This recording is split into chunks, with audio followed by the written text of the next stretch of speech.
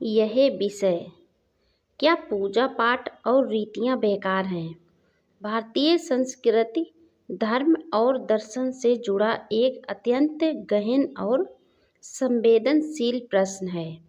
इसे समझने के लिए हमें धार्मिक परंपराओं, उनके मूल्य उद्देश्य, सामाजिक प्रभाव, वैज्ञानिक दृष्टिकोण और आध्यात्मिक भावनाओं को गहराई से समझना होगा।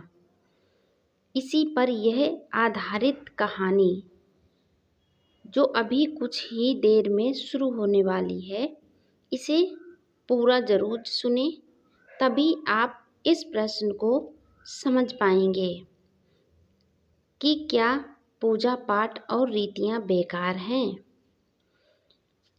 चलो देर न करते हुए हम अपनी कहानी की तरफ बढ़ते हैं।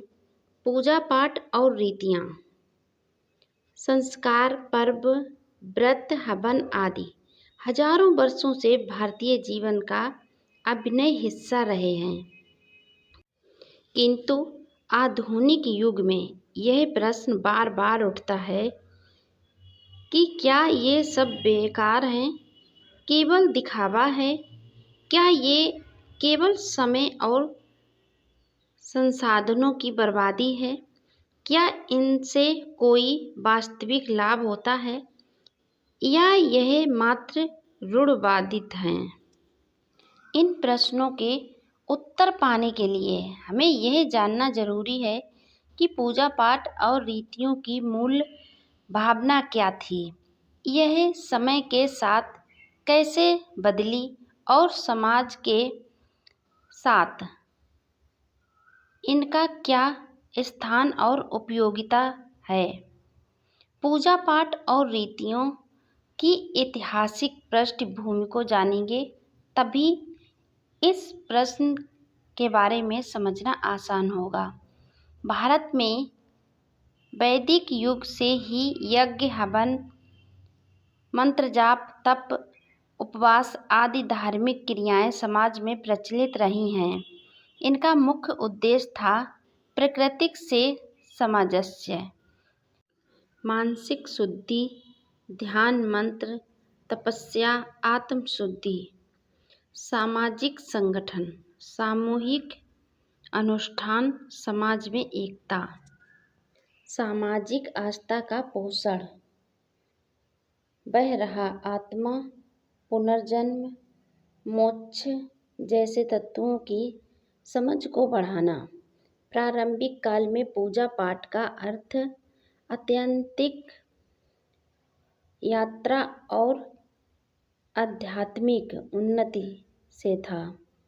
पूजा और रीतियों का मूल उद्देश्य मानसिक अनुशासन। नियमित पूजा मन को शांत और अनुशासित करती है। ध्यान और मंत्र जाप का मानसिक स्वास्थ्य पर सकारात्मक प्रभाव पड़ता है। उपवास से आत्म संयम और शरीर की शुद्धि होती है। सामाजिक संरचना का निर्माण। पर्व, त्योहारों और यज्ञों से परिवार और समाज एकत्र होता है। एकता, सहयोग, परोपकार की भावना बढ़ती है। सांकेतिक शिक्षा। हर पूजा और रीति से पीछे कोई न कोई प्रतीकात्मक शिक्षा होती है, जैसे दीप जलाना, अज्ञान रूपी अंधकार को हटाना। नवदुर्गा पूजा, सती शक्ति का सामना, संस्कृति, सूर्य उपासना, ऋतु परिवर्तन का सम्मान। पूजा पाठ और रीतियों की हानियाँ, जब अर्थ खो दिया जाता है। बहुत लोग पूजा को सिर्फ एक दिखावे और ढकोसले में बदल चुके हैं। पंडित जी ने कहा, ये पूजा जरूरी है, बिना समझे करना केवल अंधविश्वास है। फल की प्राप्ति के लिए भगवान को ऋतिक की तरह पूजा करना, यह भक्ति नहीं, लेन देन है। शोषण और जाति भेदभाव। कुछ लोगों ने धार्मिक क्रियाओं को एक विशेष वर्ग का अंधकार बना दिया। जाति और लिंग के नाम पर लोगों को पूजा से वंचित करना धर्म का अपमान है। समय और धन की बर्बादी। भारी खर्च वाली पूजा का कोई वास्तविक आध्यात्मिक लाभ नहीं, जैसे लाखों का पंडाल, शोभा यात्रा। अगर ये क्रियाएं किसी गरीब की मदद की जाए केवल आडंबर बन जाएं, तो निसंदेह यह व्यर्थ है। वैज्ञानिक दृष्टिकोण से विश्लेषण। धन और मन का प्रभाव। वैज्ञानिक शोधों से सिद्ध हुआ है कि ध्यान, प्राणायाम और मंत्र जाप से मानसिक तनाव घटता है। ओम ध्वनि से मस्तिष्क में शांति तरंगें उत्पन्न होती हैं। उपवास का जैविक लाभ। आज की वैज्ञानिक दुनिया में इंटरमिटेंट फास्टिंग स्वास्थ्य का नया मंत्र बन चुका है। भारत में उपवास सदियों से था। इसका उद्देश्य पेट को आराम देना, संयम बढ़ाना था। हवन और अग्निहोत्र की कुछ विधियां वातावरण में रोगाणुओं को नष्ट करने में सहायक होती हैं, लेकिन यह सीमित और वैज्ञानिक तरीके से ही प्रभावी होती हैं, अतिशयोक्ति नहीं। आज के युग में पूजा और रीतियों की प्रासंगिकता जब समझ के साथ होती मूल्यवान है। यदि आप पूजा को ध्यान केंद्रित करने का साधन माने, यह उपयोगी है। यदि आप रीतियों को संयम, अनुशासन और आत्मनियंत्रण का मार्ग माने, ये सर्वश्रेष्ठ है। जब अंधविश्वास के साथ हो तो बेकार है। अगर ये पूजा नहीं की तो अनर्थ होगा। यह मानसिक गुलामी है। पंडित के कहे बिना कुछ नहीं होगा। यह धर्म का अपमान है। अब जानेंगे क्या पूजा छोड़ देनी चाहिए। बुद्ध और कबीर के अनुसार दृष्टिकोण देखें। गौतम बुद्ध के अनुसार पहले जानेंगे कि पूजा करना अच्छा है या बुरा, पूजा करनी चाहिए या छोड़ देनी चाहिए। बुद्ध ने मूर्ति पूजा नहीं मानी। उन्होंने सीधे ध्यान और आचरण को महत्व दिया है। उन्होंने कहा है, अपि दीपो भव, खुद अपना दीपक बनो। बुद्ध के अनुसार पूजा पाठ तब व्यर्थ है जब आप उनका उपयोग कर्म और करुणा से बचने के लिए करते हैं। और कबीरदास के अनुसार क्या है, इसे भी जानेंगे समझेंगे। माला फेरत जुग भया, फिरा न मन का फेर, कर का मन का डर दे, मन का फेर। यानी यदि पूजा करते हुए भी मन भटक रहा है तो वह पूजा व्यर्थ है। पूरा वीडियो समझने के बाद इसका निष्कर्ष क्या निकलता है, जाने कि क्या पूजा करना छोड़ देना चाहिए, रीतियों को नहीं अपनाना चाहिए, इसके बारे में जानेंगे। आप इसके पीछे की भावना और दर्शन को समझते हैं। आप इन्हें मन की एकाग्रता, आत्मशुद्धता और समाज सेवा के लिए करते हैं।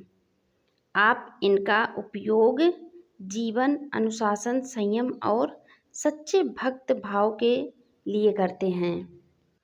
अगर आपका भाव सही है, अगर आपका चरित्र सही है, पूजा करने के बाद भी अगर आपका नियत नहीं खराब होती है, आप अच्छे दृष्टिकोण रखते हैं दूसरे के प्रति, आपका आचरण अच्छा है, तो ये पूजा अर्चना करना, रीतियाँ मानना सब सही है। अगर आप पूजा करते हैं और लोगों के साथ में षड्यंत्र रचते हैं, उनके साथ गलत करने की नीयत रखते हैं, तो आपका पूजा और रीतियों से कोई मतलब नहीं है। तो आप बेकार की पूजा है, तो इससे अच्छा आपको पूजा करना छोड़ देनी चाहिए। क्योंकि हम भगवान का नाम लेते हुए भी गलत काम करते हैं तो आपका पूजा करना सही नहीं है। आप इन्हें बिना सोचे समझे केवल परंपरा या डर में करते हैं तो फिर पूजा करना बेकार है। आप दिखावे और समाज में ऊंचा दिखने के लिए पूजा करते हैं तो फिर पूजा करना आपके लिए बेकार है। आप इन्हें किसी के शोषण या व्यर्थ खर्च के माध्यम करते हैं तो फिर पूजा करना आपके लिए बेकार है। अगर आपको पूजा करनी है, अगर आपका भगवान पे भरोसा है, अगर आप भगवान का नाम सच्चे मन से लेते हैं तो आपको गलत आदतें त्यागनी पड़ेंगी, तभी आपकी सच्चे पूजा होगी। नहीं तो ये सब आपके लिए व्यर्थ है। और सही दृष्टिकोण अपनाएं, समझकर पूजा करें, अंधश्रद्धा से नहीं। प्रश्न करें, केवल आंखें मूंद कर माने नहीं। कर्म और करुणा को पूजा से ऊपर रखें, बाहरी से अधिक आंतरिक शुद्धि को महत्व दें, तब तो आपके लिए पूजा करना अच्छी बात है। धर्म को जीवन में उतारें, केवल मंदिर तक ना सीमित रखें, तो फिर आपके लिए पूजा करना अच्छी बात है। नहीं तो आप व्यर्थ का अपना समय बर्बाद करते हैं पूजा पाठ में। अगर पूजा पाठ करने के बाद भी आपके मन शांत नहीं है, आप ऊपर से शरीर साफ करते हैं, आपके अंदर दिमाग में कचरा भरा है, तो आपके लिए पूजा करना व्यर्थ है। पूजा पाठ और रीतियाँ स्वयं में बुरी नहीं हैं, परंतु जब इनका रूप बिगड़ता है तब वे बेकार या हानिकारक बन जाती हैं। इनका मूल उद्देश्य है आत्मा का विकास, मन का शुद्धिकरण और समाज का कल्याण। यदि आप पूजा को समझदारी, सादगी और सच्चे भाव से करें तो यह सबसे महान साधना बन जाती है। लेकिन यदि आप इसे केवल डर, दिखावा और धंधा बना लें तो यह केवल समय और